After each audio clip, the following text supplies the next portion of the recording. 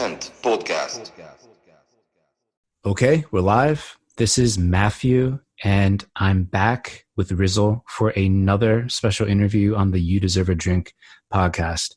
Our guest today is someone that we've been aiming to have on for the past couple of weeks. Very excited that we finally were able to align our schedules.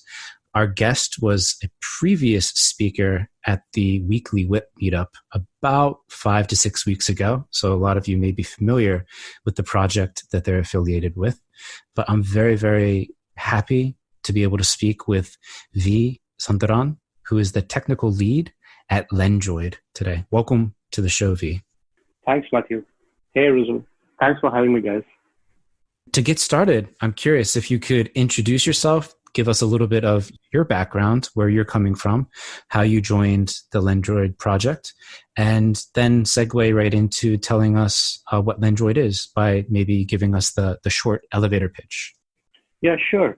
So how it all started with Lendroid was way back in 2017, during the beginning of 2017, when I received a call from my good friend, Vignesh Sundaresan, who's the founder of Lendroid. Yeah.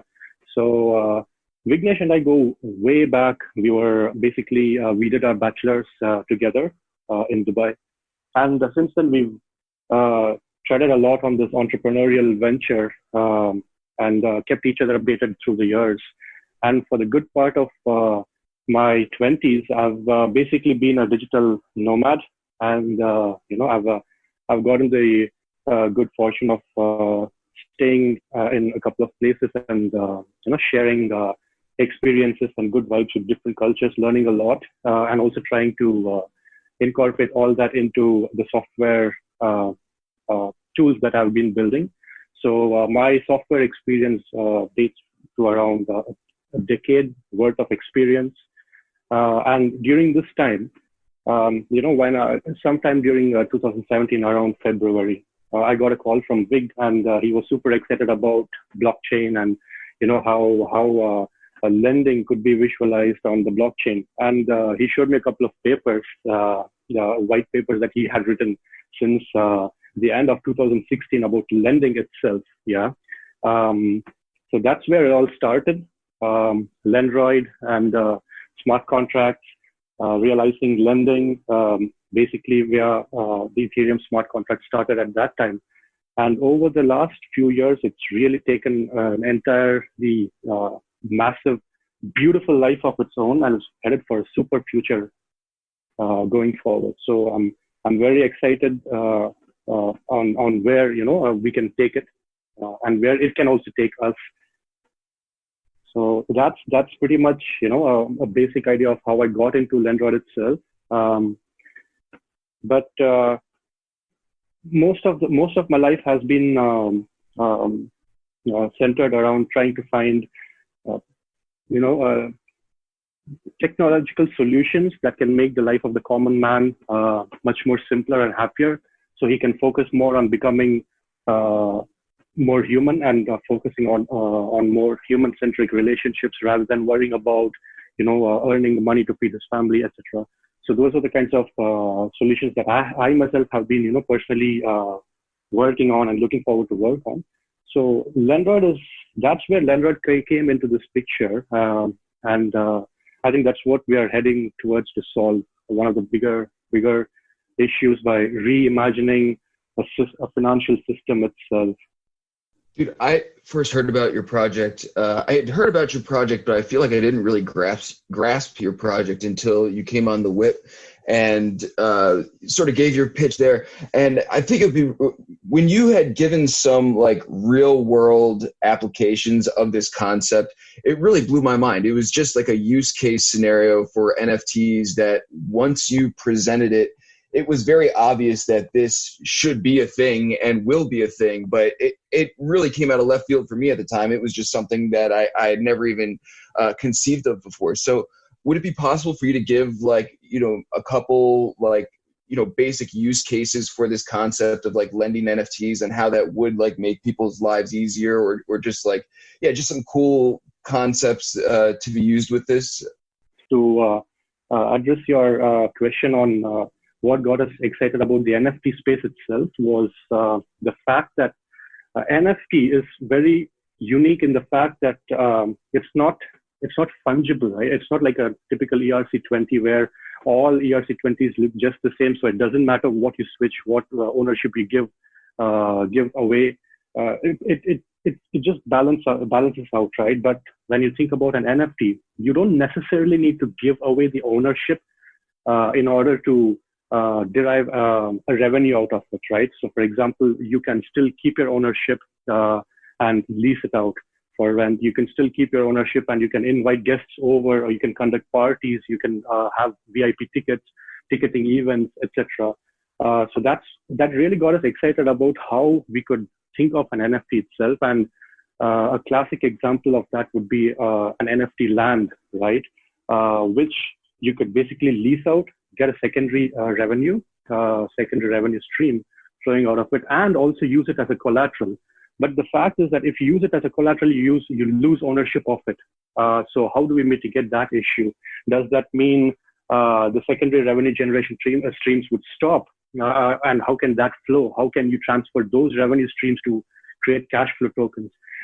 All these ideas stem from what we've been trying to create, the protocol that we've been engineering for quite a long time, over the last 2 years.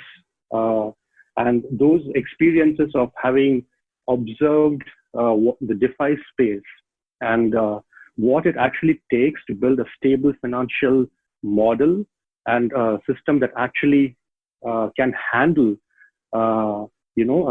black swan events, say price crashes, etc., and still run smoothly, which actually doesn't exist in the traditional world.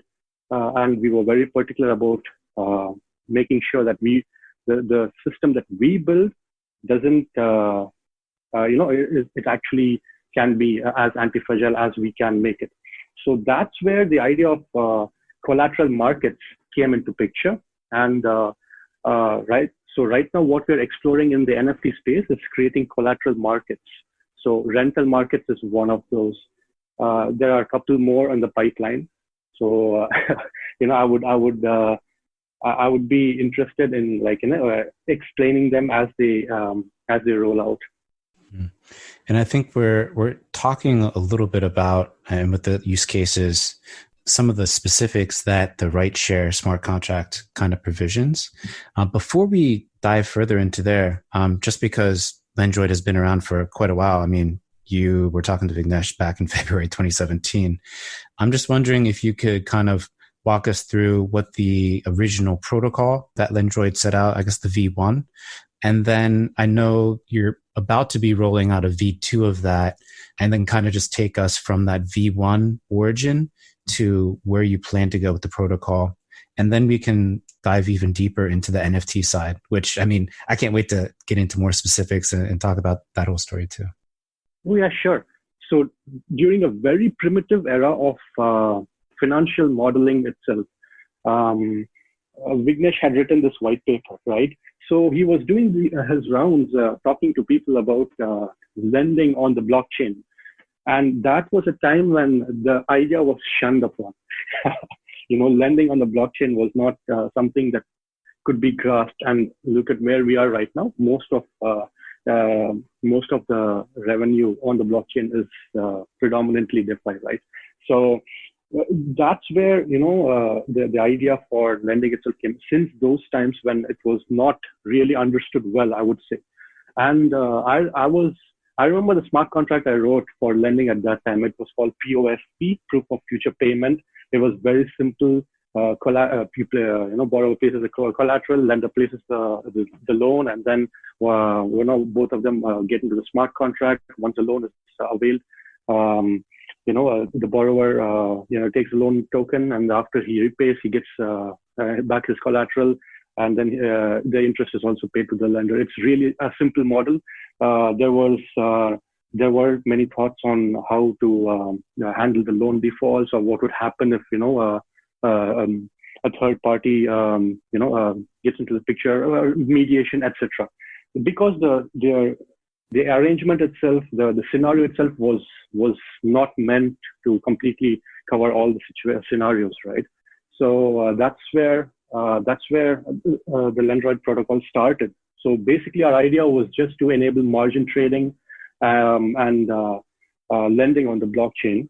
And as we went forward, we realized that the entire ecosystem could totally be reimagined in a way in that we could actually create financial engines and financial models very different from how they work in the real life.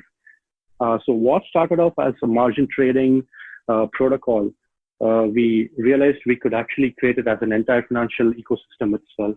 And so that was essentially what V1 of the protocol was. It was a P2B lending interface where people could create lender-borrower orders and they could be filled. And but then we realized, along the way that once V1 was out, you can literally create a lot of different kinds of markets out of it.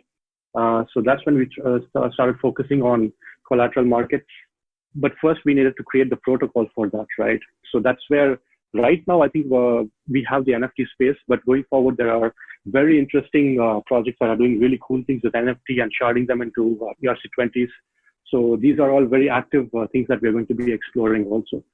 So when we are talking about rideshare, it actually embodies two aspects of a collateral market. And similarly, there are other two aspects of a totally different market, which would handle loan liquidation. So that's what the V2 version itself evolved into. So we stopped calling it V1, V2, and now it's just Lendroid protocol. It's basically going to be a financial API layer on which you can build dApps, which can become markets themselves. So we're talking about collateral markets, for example. We're also talking about auction markets, for example. So different kinds of markets that can be created as dApps on a financial API layer, and that API layer itself is powered by the Lendroid protocol. Dude, this is fascinating. I know you said when you had sort of come together with this concept in like 2017, people weren't really on board yet. And it was sort of like, you guys were sort of blazing new territory. At this point, obviously, things have changed. And I'm not like super familiar with the DeFi space, so you might have to help me out like a little bit here. Are there other projects that are doing anything like what you guys are doing right now, or you guys sort of got like an early start and are now in way out in front of everybody in terms of what you're trying to accomplish? Yeah, so when we set out to do what we wanted to do, there was no DeFi, there was none of the financial, this one on the blockchain, etc. And DeFi has been in the space for almost say 1.5 good years, and I still don't see a lot of traditional financiers per se into this ecosystem. So, like just to give you a quick overview, I attended this this event by a very, very good team, a launch event, and it comprised mostly of financiers. And I was only the DeFi dude over there. So I kept asking them, what do you guys think of DeFi? So in their mind, it looks like DeFi is tech people doing finance. So where do you have the real finance people?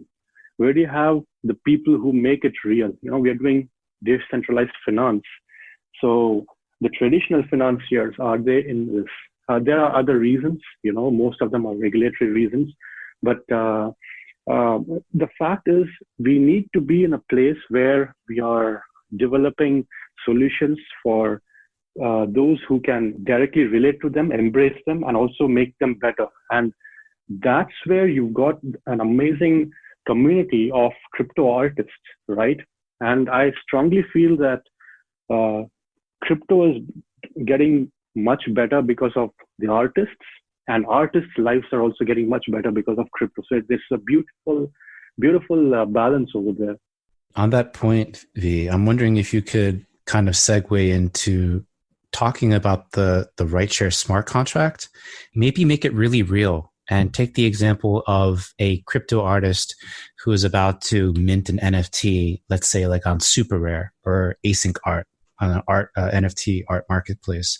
How can that crypto artist utilize and take advantage of like the right share smart contract to actually make their life better? Most of the time we're talking about royalties for artists. We're talking about secondary sales, revenue for artists, etc. Now, imagine an artist being able to create their own token and basically break it into smaller chunks, and diversify that particular token as the different forms of tokens, such as cash flow token or an interest token, which they can sell on a market, or get a loan for that using that token.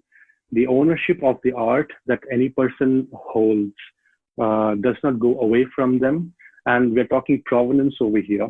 We're talking about artists' rights basically being respected, and still an entire ecosystem being able to value and appreciate and show gratitude for their work. So some of the really exciting bits we've got in store is our artist tokens. Using RightShare, for example, an artist's work of art can be broken into several components, several NFTs, and we're calling these meta tokens, right? So a token that contains that represents a different version of another token, or can contain a different form of access to a token. So now an artist has the power to give people a certain right to use his work of art. And that right could be printing right, that right could basically be display rights, etc.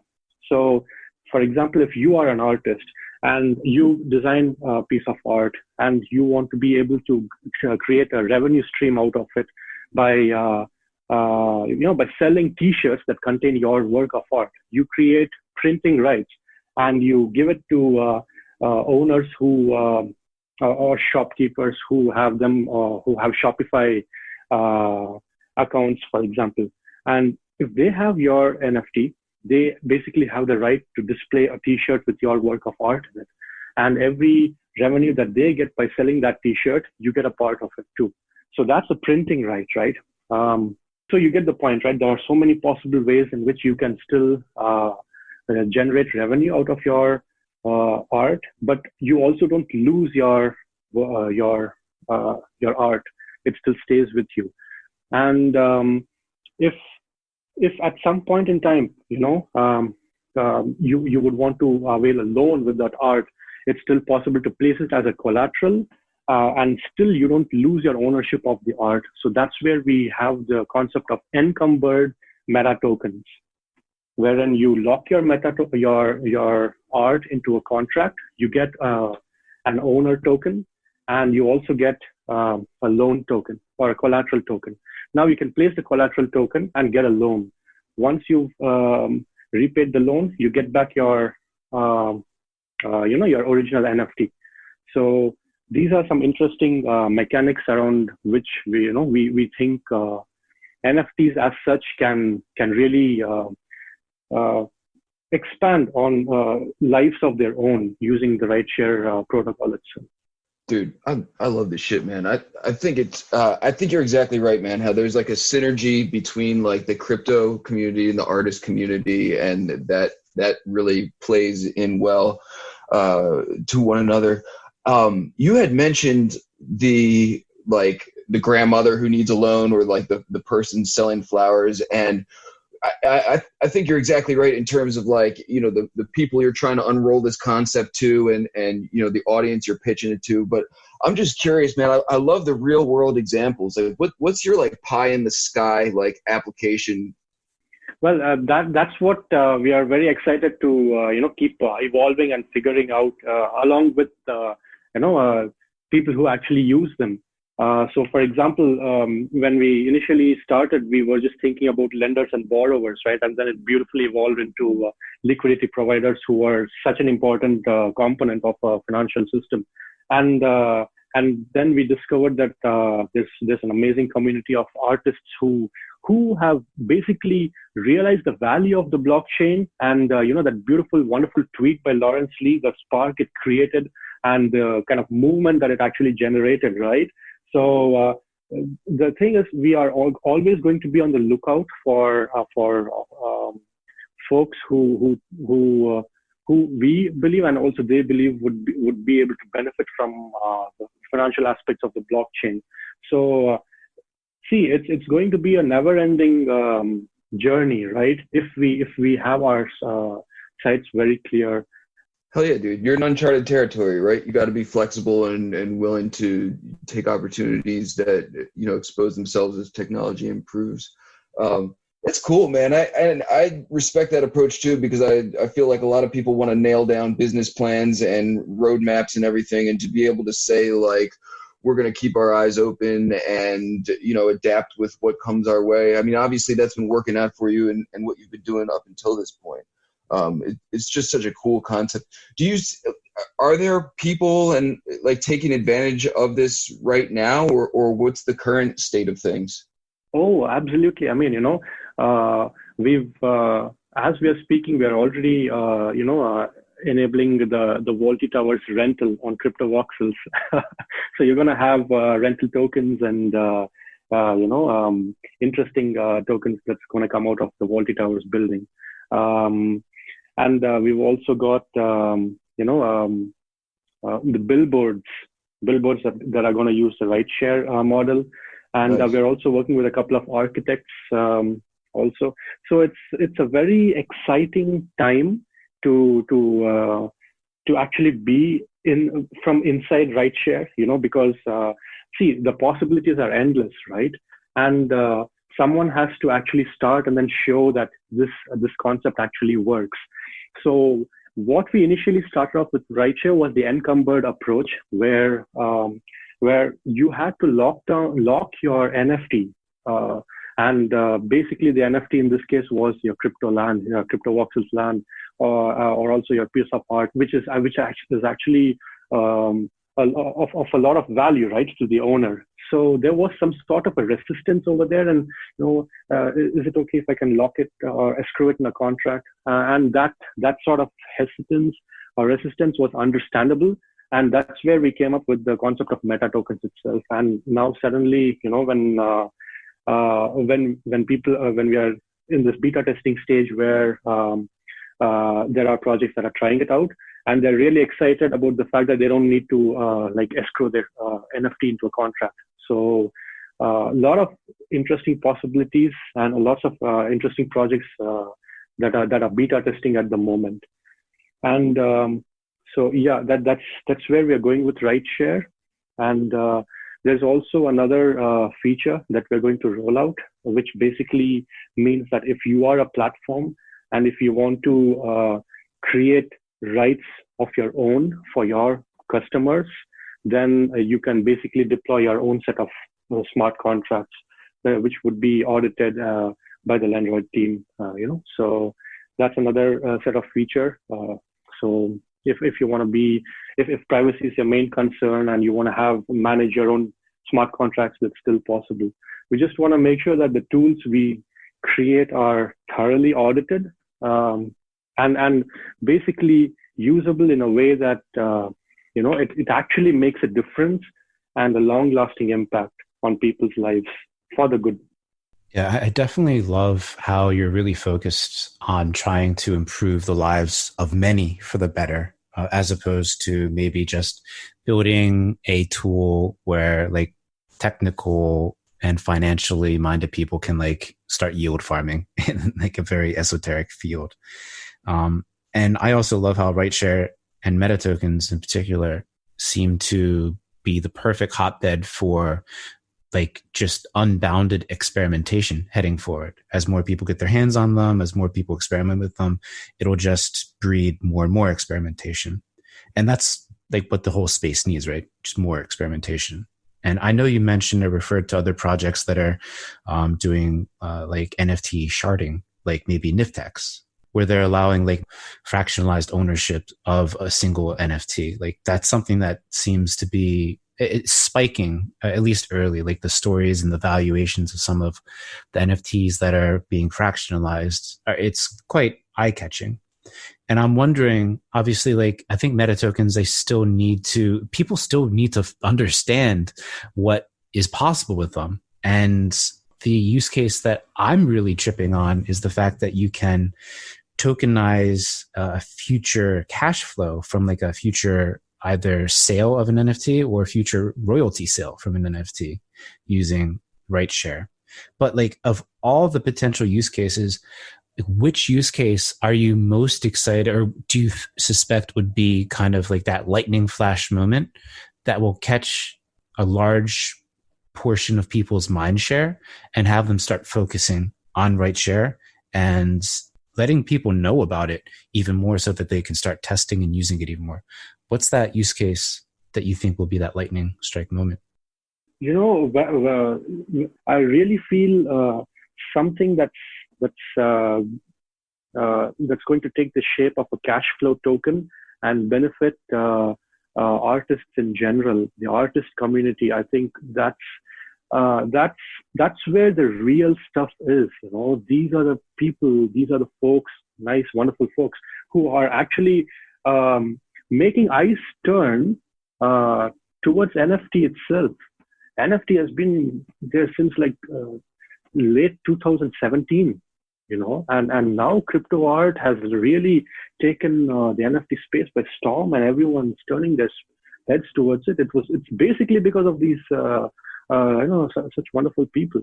So I think one of the major things that RightShare can do to enhance that particular ecosystem would be, you know, the cash flow token. And one of my biggest bets is on that. But being the explorer and adventurist that I am, you know, I would always keep my eyes open for other projects that can actually make interesting businesses out of the RightShare tokens themselves. You know, like I said, we are in this Web3 world.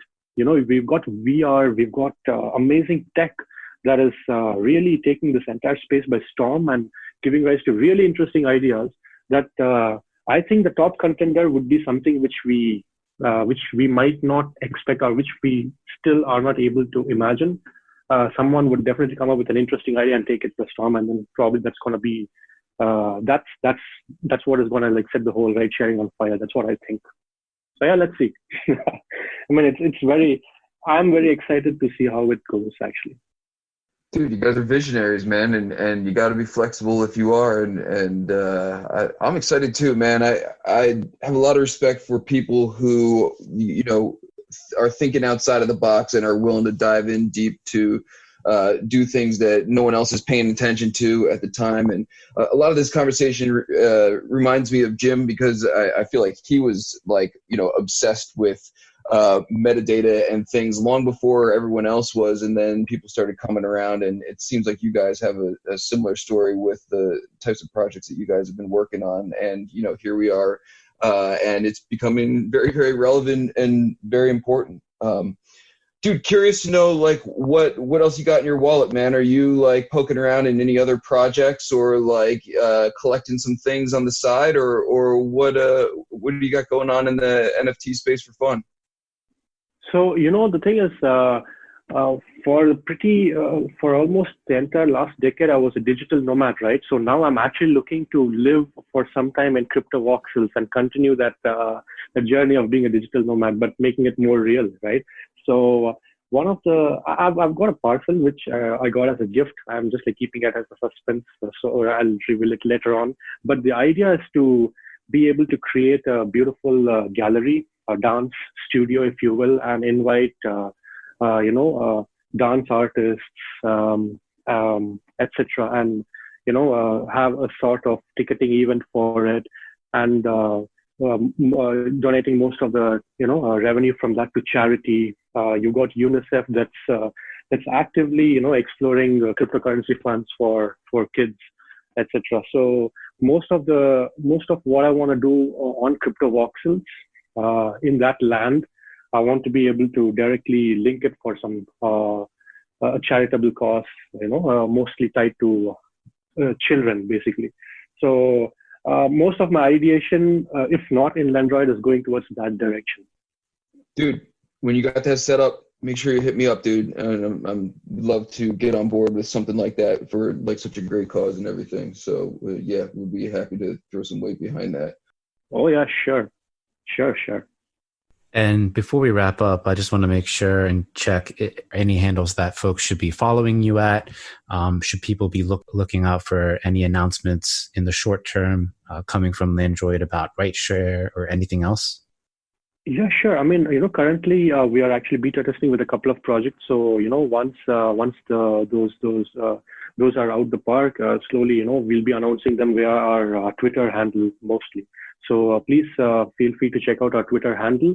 And most of the ideological reasons behind why we are doing what we are doing is mentioned on our blog post. So if you have some time, please refer to the blog post. Also, it's at lendroid.com/blog. But most of the updates that we provide come from our Twitter handle. And also do join us on Discord because, this journey that we embark on, we are super excited, but,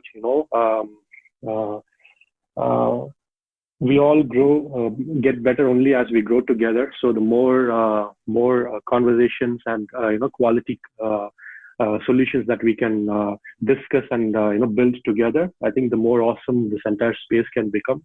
So yeah, our Discord, the Lendroid Discord and the Lendroid Twitter handle would be major points for discussing. Cool. Well, V, it was an absolute pleasure to be able to speak with you. Some of the concepts that we talked about are really mind-blowing, and I cannot wait to see more experiments with RightShare and the meta tokens. I really think it's going to catch people and light their imagination on fire. So thank you again for all that you're doing, and please keep creating. Thanks, guys. Thanks a lot. And I also think what you guys are doing is so amazing. When you let a lot of projects talk at the WIP Meetup, I've had a couple of interesting ideas of, being able to create standard security-related talks using the WIP Meetup, with other projects that can onboard from the non-NFT space itself. So when the time comes, I hope, we can kind of try to organize around that. But, apart from that, what you guys are doing is amazing. I think it's basically you guys, people like you that make this entire space very exciting and interesting for people like us to be a part of it. So thank you for your work too. Yeah, thanks, V. Thank you so much, V. Have a great night. Thanks, you guys too. Cheers.